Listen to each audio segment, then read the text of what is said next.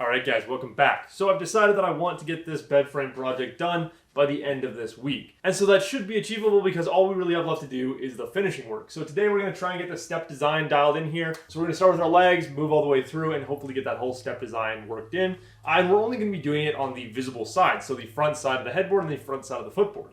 On the back side, we're just going to break the edges so that they're not a safety hazard, but there's no point going through and doing a whole bunch of detail on areas that are never going to be seen. And so overall, this should be a super simple process. There shouldn't really be anything to talk about, but we do have to start by disassembling these massive frames, so I got to get them up on the workbench and get them apart. This is probably the hardest thing to do right now, because when they're fully assembled like this, I have no idea how much they weigh. So we're just going to get them apart and start getting our pieces back together. We're going to be sanding everything up to 220 grit and then finishing off with a 180 grit hand sanding, so that our tried and true finish takes on its best possible look.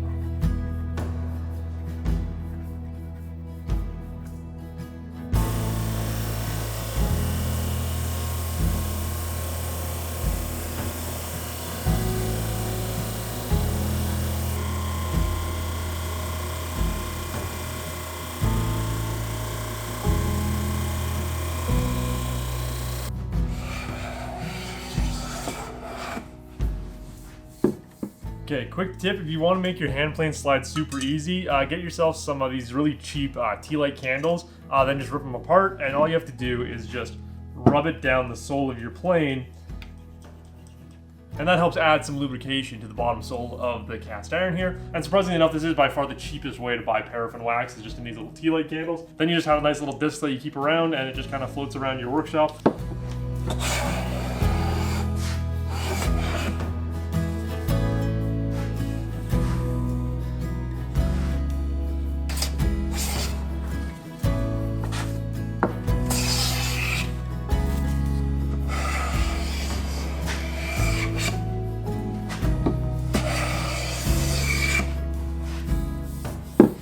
Okay, so this is one of those things that really annoys me about hand tools. We're probably the most annoying thing in the shop, because on the two shorter leg pieces, we went through all the effort of putting them through the drum sander, getting them nice and perfectly flat, theoretically, and that took about half an hour to do all four of these legs to get them all sanded down to 150 on both sides, theoretically flat all the way through.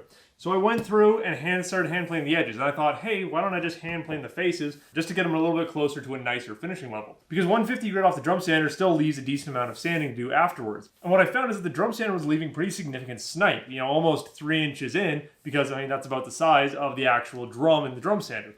So that machine, I obviously need to go back in and tune it up at some point in time, so it's not getting as bad as snipe. But what that proved is in under 10 minutes, I was able to do both of these legs, and now they are just beautiful. So now all we have to do is go back in with some 180 grit hand sanding to just clean up my track marks. Because like I mentioned already in this project, I'm not super proficient with my hand tool usage, so there are still some tracks from where the hand plane blade crossed over. I also didn't want to camber the blade that I have in here to avoid those tracks, because I find that makes them a little less useful. So like I was saying, hand tools are super annoying because this little $300 tool is outmatching that $2,000 machine that I have sitting there, because machinery is supposed to speed you up, add more accuracy, all that kind of stuff, and in reality it just doesn't. It just makes things take longer and is just less efficient, especially when you only have a few parts like this. I will give credit to the drum sander on stuff like the desk that I built or the bedroom set when I had lots of components that I needed to sand. The drum sander is great, but yeah, for this kind of thing, probably not the most useful thing to take the time to drum sand each and every single one of these.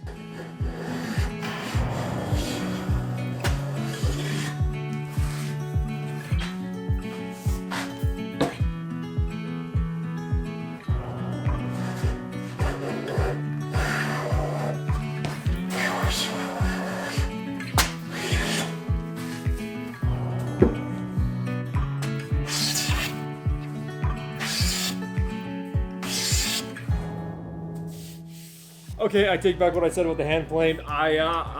It's good for doing like the edge work, that's fine. But we have this beautiful area of figure right on the bottom of the headboard legs. It's never going to be seen, so it's not that big of a deal.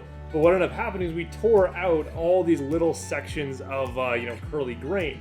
So now we just have all these little like cutout marks all the way through there. So I'm not going to be using the hand plane on the other pieces because, like I said, those are a lot more figured than our leg pieces are. This is just one area of figure, and the hand plane absolutely destroyed it. So that is definitely one advantage to the drum sander, to sanding in general, is that it doesn't matter how much curl or figure you have in a piece of wood, sanding is never going to damage that. Well, I shouldn't say it's never going to damage it, it just has a much less chance of causing damage there. So yeah, I'm going to stick to sanding it, so going through the drum sander, then hand sanding it with 180 grit. I love my hand plane, I really do. I think it does great work, but there's just, as soon as you get any kind of figure in the wood, the hand plane kind of becomes obsolete very quickly, because any straight cutting edge and figure in wood, they do not blend. They do not go happily together. So I love the hand plane. I think it's a very useful tool to have. If you don't have one, I highly recommend getting one for cleaning up like edges and that. But for our faces, we're definitely going to stick to sanding.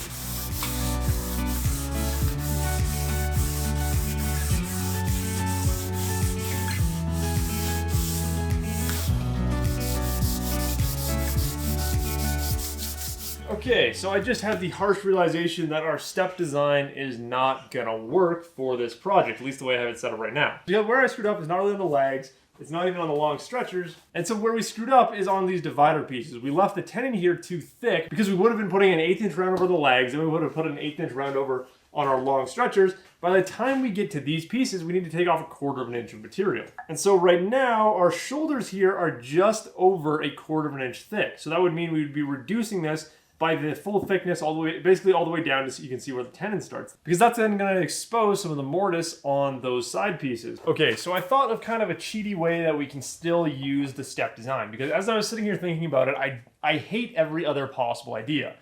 Because the other idea is just running a simple round over on the inside edge. That leaves the corners looking absolutely disgusting, so that's not an option.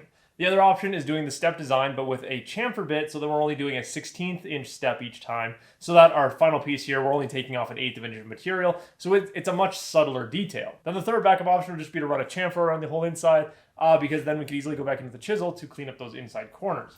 None of those options I really like, because none of them, especially the chamfers, I think they break the whole design of the bed. So like I said, I think we can cheat this though. Because on our stretcher pieces here, rather than taking a full 1/8 inch off of the whole length of it to match up with our legs, all we have to do is take an 1/8 inch off of this corner to make it match up. So we can nicely taper that 1/8 inch down to meet that edge there. That way, in the middle here, we still have the exact same thickness as the legs are and as our dividers currently are. So then when we add our round over there, we're only going to take an 1/8 inch of material off of these, which still leaves us plenty of material to hide our gnarly looking mortise and all that. And overall, I think that might be our best option.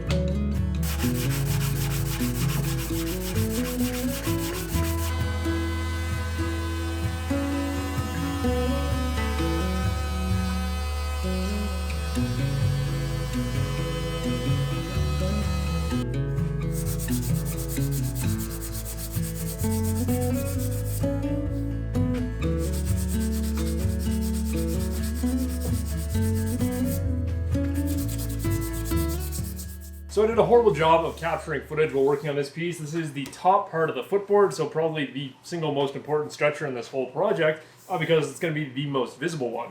But it is now completed. It's all ready for finish. It's just looking so good. I'm completely shocked at how well this actually came together. We've got that small 1/8 round over on the bottom, and then on the top we put in that big 3/4 round over. So now we have a nice smooth transition between them. So you can put your hands down on it. It's not going to ever hurt your hands, which is just great. We're also going to be putting the same profile on the bottom one, but that one's going to be a lot easier because we don't have to match it to the legs. Speaking of the legs, we were able to get that profile just perfectly matched on there. We now have, you know, this flat mating face right here that goes right under the tenon. Everything sits super nice and cleanly. So this is exactly how it all go together once we actually get to the glue up. And so I'm really glad I did it this way before doing the glue up, because what this allowed me to do is go and very easily finish sand all these areas.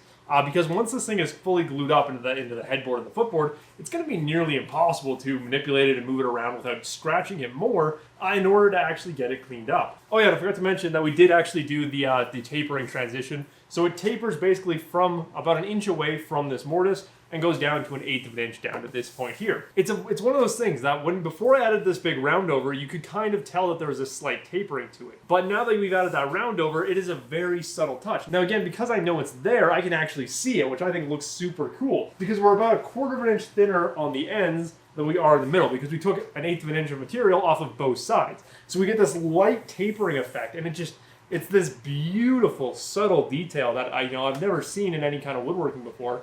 And I think it works so perfectly with the whole design of this bed. It's all about subtle details and that kind of thing. And that is just such a beautiful, subtle detail.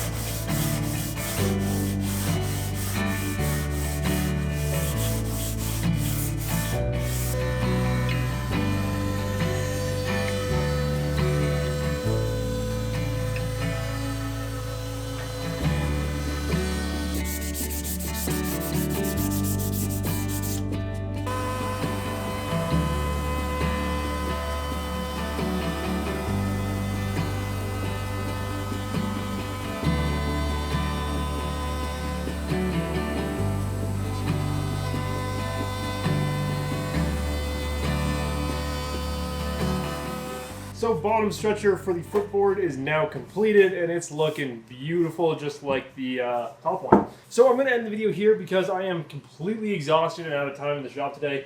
Just doing what we've done so far today took a really long time and trying to figure out how I want things to actually work out. So tomorrow when you go back into the shop, it should be a pretty simple roll, because all we have left to do is finish up the 2 stretchers that are going to go onto the headboard, and they'll be much faster than either one of these ones that I've done already, because we only really need to make one side look good. So that's going to be much, much easier. On the dividers, I can actually use the drum sander to get them all down in thickness, so that'll do the majority of the work, so that'll be very quick and easy. Then the final part of that will be doing the side rails and getting those all sanded down. Now, one of the things I did forget to mention is that I also added that 1/8 round over to the sides of our legs here, so they are going to interact with our side rails. So on our side rails, we're going to basically do the same thing we did on these long stretchers here, where we're just going to taper it down so that only the very ends of those boards end up flush with this round over.